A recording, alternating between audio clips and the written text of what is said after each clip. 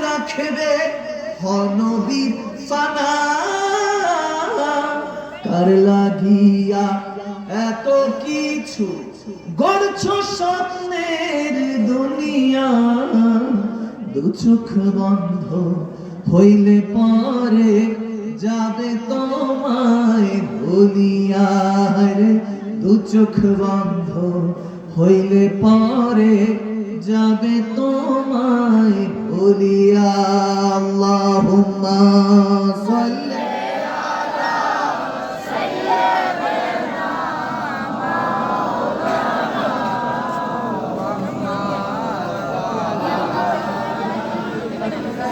সাইয়্যিদিনা মাওলানা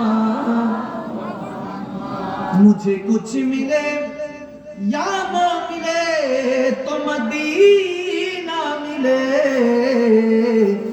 यानी से जिसको अल्लाह मिले अल्लाहुम्मा सल्ली अल्लाहुम्मा आमीन আরো জোরে এই দুনিয়াতে আমরা শিখতে এসেছি থাকতে নয় রব্বে করিম প্রথম রব্বুল আলামিন রাহমাতুল লিল আলামিন নবীকে শিখিয়েছেন ইকরা বিসমি রাব্বিকাল্লাযী খলাক ওগো হাবিব পড়ুন সেই প্রভুর নামে যিনি আপনাকে সৃষ্টি করেছেন তিনি কে আল্লাহ তাবারক ওয়া তাআলা নবীজিকে শিখিয়েছেন নবীজি সাহাবাদেরকে সাহাবায়ে কেরাম থেকে তাবিঈন তাবিঈনের মধ্যে দিন হয়ে আজ পর্যন্ত আমরা সেই কোরআনকে বহমান করে নিয়ে যাচ্ছি কিন্তু প্রশ্ন হলো কোরআনটা কার উসিলায় মানবো ফিতনা ফাসাদ যারাই করছে না কেন সবাই কোরআন থেকেই দলিল দেয় ঠিক কি না আওয়াজ দেয় না ঠিক কি না সবাই শুধু আজকে আমার দিকে দেখে বাবা কোনো আওয়াজ নেই সবাই বসো বসো বসো এখানের মধ্যে যারা এসেছে সবাই সময়টা খরচ করতে এসেছে আল্লাহ আল্লাহ রাসূলের প্রেমের জন্য কোন রকম শয়তানি এখানে চলবে না ইবলিস খাবিস চাইবে আপনি যাতে কোনো ভাবে হেদায়েতের কথাগুলি না শুনেন কারণ শুনলেই তো আপনার জুবানটা আল্লাহ কবুল করে নেবে মুখ দিয়ে যা বলবেন আল্লাহ কবুল করতে থাকবে ঠিক না কারণ জিসমের মধ্যে ফিটফাট হয়ে থাকবেন আপনাকে দেখতে সুন্দর লাগবে যে কেউ বলবে ইউ আর লুকিং হ্যান্ডসাম দেখতে খুব সুন্দর লাগছে বিউটিফুল তারিফ করবে উপর দিয়ে তো ঠিকঠাক দেখছি চামড়াটা কেটে যদি দেখি সব গোশত হাড্ডি আমাকে কেউ দেখবে না যদি একটা পা চলে যায় আমাকে কেউ আর প্রশংসা করবে না এই দুনিয়ার মানুষ প্রশংসা করে আপনার রূপ দেখে যে রূপ যে যৌবন ক্ষণস্থায়ী কিন্তু যেটা আপনার ভিতরে রেখেছেন আল্লাহ হৃদয় কলব যেটা পরিষ্কার হলে নূরানি চিরস্থায়ী ঠিক না আজকে এটাকে নূর বানানোর জন্য বসুন নিজেকে যদি চান যে হুজুর জুবান দিয়ে বললে যাতে আল্লাহ কবুল করে সিজদাটা জমিনে লাগানোর সাথে সাথে যাতে আল্লাহ কবুল করে যদি চান তাহলে ঈমানকে সালামত আমি ওই যে শুরুতেই বলেছি আমার কাছে যুবকরা সব সময় প্রশ্ন করে যে সাহেব আপনার কাছে শুধু এতটুকু জানতে চাই কারণ সাধারণ এখনকার বর্তমান যুবকরা যারা এইসবের মধ্যে আসক্ত যারা গেমস কিংবা সোশ্যাল মিডিয়ার মধ্যে পড়ে থাকে তারা অনেক সময় বুঝে না আকাইদ কি আমল আখলাক এক জায়গায় ঈমান আকীদা এক জায়গায় এই জিনিস না জানার কারণে সিজদা কবুল হচ্ছে না সিজদাটা আসমানে গিয়ে আটকে থাকছে এখন হোক সেটা মাত্র জুমার সিজদা হোক সেটাও আটকে থাকছে সবাই শুধু জানতে চায় হুজুর সমস্ত আলেমরাই তো বলে আমরা জান্নাতের পথে যাচ্ছি আজকে আমরা সুন্নি আকীদা আহলে সুন্নাত ওয়াল জামাতের যারা আছি তারা ঢাকা সোহরাওয়ার্দীর ময়দানে একটা মাহফিল দিতে পারছি না এত বছর ধরে আমরা আছি একটা বৃহত্তর সমাবেশ দরকার এতদিন পর্যন্ত দিতে চাচ্ছি না এখন আপামর সুন্নি জনতারা চাচ্ছে সেই গণজোগাড় উঠুক শাহজালাল শাহপরান ইয়ামানির বাংলাদেশের মধ্যে আবার ওলিয়া নাদের ডঙ্কাতে জেগে উঠুক নবীর পয়গাম জেগে উঠুক ঠিক না সবাই চাচ্ছে কিন্তু জানতে হবে কারণ সাধারণ মানুষ না যারা সাধারণ পাবলিক তারা এখনো বুঝে না আমার কাছে প্রশ্ন করে আমি বললাম ঠিক আছে যাও আজকে মোল্লাদের কথা বাদ, আজকে কোরআনকে জিজ্ঞেস করব কোনটা হক কোনটা বাতিল। রব্বে করিম আমাদেরকে শুরুতে জানিয়ে দিচ্ছেন যালিকাল কিতাবু লা রাইবা ফীহি হুদাল লিল মুত্তাকিন। সূরা ফাতিহা প্রত্যেক নামাজের মধ্যে ফরজ পড়তে হবে। আপনি সূরা ফাতিহা ছাড়া, আরেক জায়গায় এসেছে ওয়াজিব, সূরা ফাতিহা ছাড়া নামাজ আদায় হবে না। আওয়াজ দ্বারা হবে না।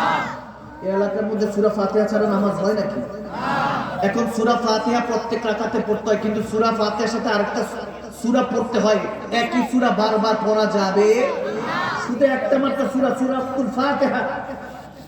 এখন সূরাতুল ফাতিহাকে উম্মুল কোরআন বলা হয়।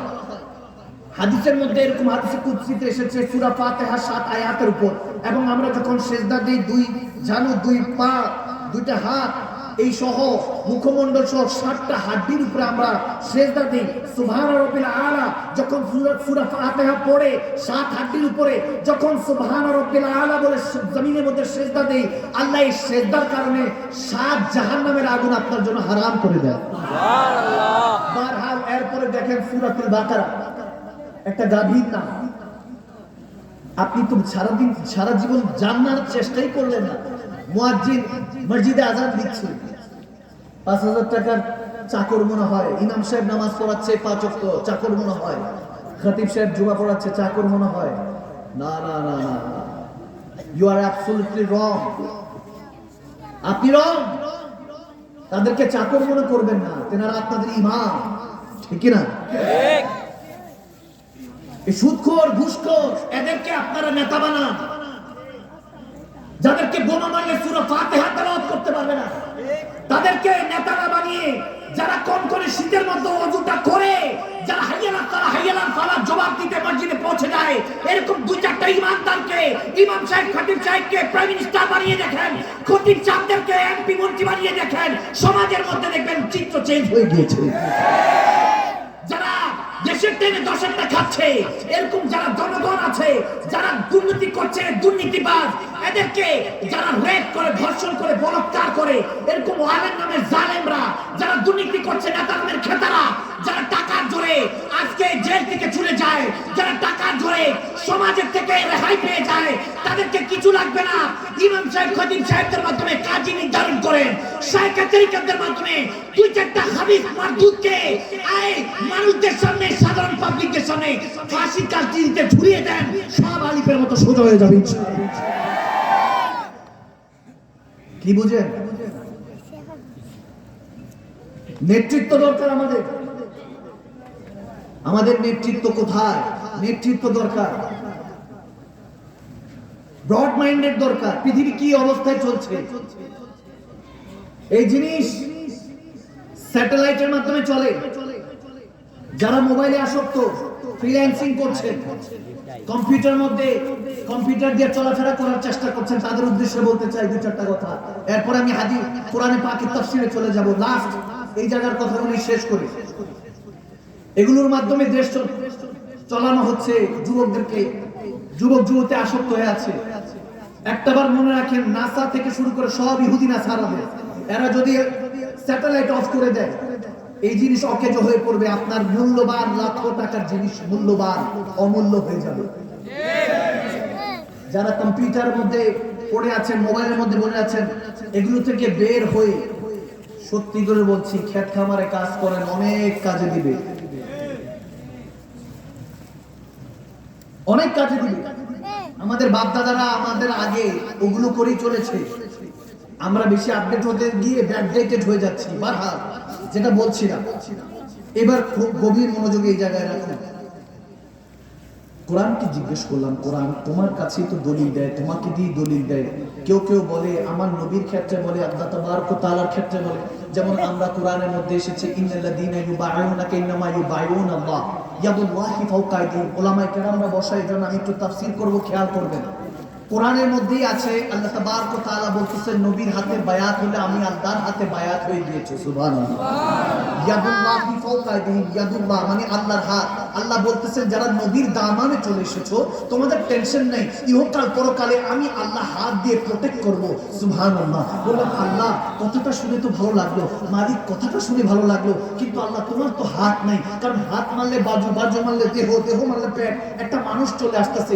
লাম ইয়ালিদ ওয়া লাম ইউলাদ, তুমি তো কাউকে জন্ম দাও নাই, কারো থেকে জন্ম নাও নাই, তোমার তো হাত পাও থাকতে পারে না, কিন্তু আল্লাহ তুমি বলতেছো ইয়াদুল্লাহি ফাওকা আইদিহিম, ইয়াদ মানে তো হাত, তোমার হাত দিয়ে বান্দাকে প্রোটেক্ট করবা।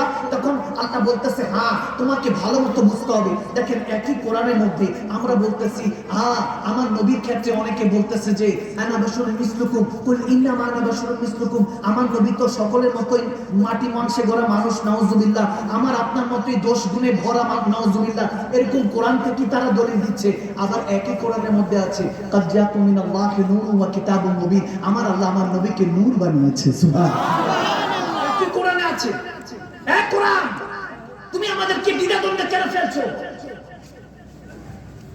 তারাও কোরআন থেকে দলিল দিচ্ছে, আমরাও দিচ্ছি, আমাদেরকে এক কাতার আনো। কোরআন বলতেছে জানি আপনারা যে গোমরাহ করবেন, উমরা করে যে গোমরাহ হবেন আমার জানা আছে। এই জন্য কোরআন শুরুতে আমাদেরকে বাকারা সূরাতে ডিক্লেয়ার দিয়ে দিচ্ছে যালিকাল কিতাব লা রাইবা ফি হুদাল লিল মুত্তাকিন, এই কোরআনের মধ্যে কোন রকম সন্দেহ তালাশ করিস না, একমাত্র হুদাল লিল মুত্তাকিন, মুত্তাকিন বান্দাদের জন্য হেদায়েতের পথ এই কোরআন।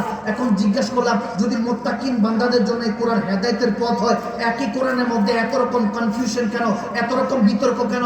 এই হুজুর এটা বলেন, এই শায়েখ এটা বলেন, আমরা মানব কোনটা? কোরআন বলতেছে হুদাল লিল মুত্তাকিন, মুত্তাকিনদের জন্য তোমাদেরকে এই কোরআন পাঠানো হয়েছে, সাধারণ মানুষের জন্য নয়। এখন জিজ্ঞেস করলাম কোরআনের মধ্যে তাহলে এত কনফিউশন কেন?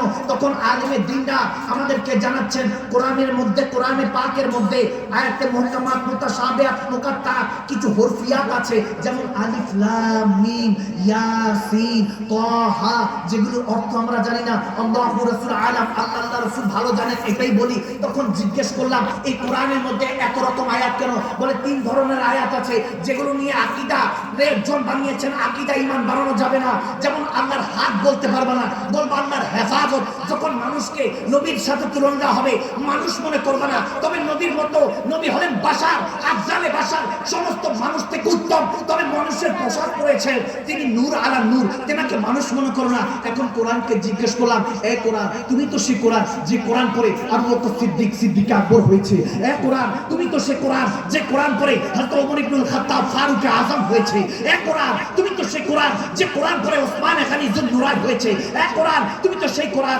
যে কোরআন পড়ে মাওলানা আলী হায়দার কাররার হয়েছে, এ কোরআন তুমি তো সেই কোরআন যে কোরআন পড়ে হাসান হুসাইন এই জান দিয়ে এই কোরআনে রক্ষা করেছে। জিজ্ঞেস করলাম এই কোরআন পড়ে তারা সাহাবী রাসূল হয়েছে, ওলি আল্লাহ হয়েছে, আমরা কেন আজকে আলাদা আলাদা হচ্ছি? কোরআন পড়ে আলাদা কেন? কোরআন আমাকে জিজ্ঞেস করছে, বলতেছে বুঝোস নাই, হুদাল লিল মুত্তাকিন, মুত্তাকিন বান্দাদের কাছে যেতে হবে। মুত্তাকিন বামানা মুমিনিন, মুমিনিন বামানা আউলিয়া কামিলিন, মুত্তাকিন তারা যারা হলো নবী প্রেমিক, নবী প্রেমিক তারাই হলো আউলিয়াল্লাহ। আলা ইন্না আউলিয়াল্লাহ লা খাউফুন আলাইহিম ওয়া লা হুম ইয়াহজানুন, তাদের অতীতের কোনো গুনার ভয় নেই, ভবিষ্যতের জাহান্নামের ভয় নাই, তারা একজন তেনাদের উসিলে আল্লাহ জান্নাতে গুনাহগার বান্দাদেরকে পার করতে থাকবে, পার করতে থাকবে। জিজ্ঞেস করছি এক কোরআন ওলি আল্লাহর উসিলায়, তখন বুঝতে পারলাম হ্যাঁ ওলি আল্লাহর কাছে গিয়ে কোরআন বুঝতে হবে। যার কাছে ফেসবুক ইউটিউবের মাধ্যমে আমি কোরআন বুঝবো না, এখন ওলি আল্লাহর কাছে যাব। ওলি আল্লাহর কাছে গেলাম, ইয়া সরকার গৌসুল আজম দস্তগীর আব্দুল কাদের জিলানী, ইয়া খাজা গরিব নওয়াজ, বউদ্দিন আকবন্দি মুজাদ্দিদ আল ফিসানি আবেদ শর্মাদানি, আপনারাই বলেন, আপনারাই তো কোরআনের পায়কারা, আপনাদেরকে মুত্তাকিন বলা হয়েছে, আপনারা বলেন কোরআন কিভাবে বুঝবো? তখন বলতেছে আল্লাহর বলিরা হ্যাঁ বান্দা আগে যালিকাল কিতাব বুঝো, আগে কিতাব বুঝো, তবে লা রাইবা ফি, কোন রকম ইসলামের মধ্যে কোরআনের মধ্যে সন্দেহ থাকবে না, হুদাল লিল মুত্তাকিন, তখন বুঝতে পারবা। যখন যালিকাল কিতাবের দিকে খেয়াল করলাম, এটা সেই কিতাব, আল্লাহ যখন বলতেছে এটা সেই কিতাব, আল্লাহ এটা কোন কিতাব? এই কিতাব যখন আল্লাহ নবীর উপরে নাযিল হয়েছে, ইকরা বিসমি রাব্বিকাল্লাযী খালাক, যখন তা ওই কোরআনে পাক আয়াতগুলি নাযিল হচ্ছে লওহে মাহফুজ থেকে, তখন জমিনের মধ্যে জিবরিল আমিন নিয়ে আসতেছে, নবী বলতেছে এটা হলো কোরআনের আয়াত, এটা হলো কোরআনের আয়াত। সাহাবায়ে সাহাবায়ে রাসূলরা তো সবাই আরবি জানতেন, তেনারা তো আর বাংলায় কথা বলতেন না, তেনারা তো আরবি জানতেন। তারপরেও আমার নবী বলতেন হ্যাঁ এটা কোরআনের আয়াত, তখন কেউ কেউ মুখস্থ করতেন, কেউ কলা গাছ পাতায় লিখে রাখতেন, কেউ চামড়ার মধ্যে, কেউ পাথরের মধ্যে। এটা তো বিক্ষিপ্ত। আমি যদি বলি হ্যাঁ বান্দারা, এই ব্রাহ্মণবাড়ি আশুরগঞ্জের মানুষরা, এটা কি কোনো কিতাব? আপনি বলবেন না না হুজুর, এটা তো টিস্যু পেপার, এটা তো একটা পেপার। তবে যদি এরকম এটার মধ্যে অনেক লেখা রাখি, লিখে যদি এরকম 200টা পৃষ্ঠা একসাথে করি, তখন আপনারা বলবেন হ্যাঁ হুজুর এটা একটা কিতাব হতে পারে, বই হতে পারে, বুক হতে পারে। এর আগে তো এটাকে আপনি কিতাব মানবেন না, বিক্ষিপ্ত অবস্থায় আছে, এটা তো কিতাব না, এটা তো বই না। জিজ্ঞেস করলাম এটা কিভাবে হলো, তখন জানতে পারলাম আবু বকর সিদ্দিক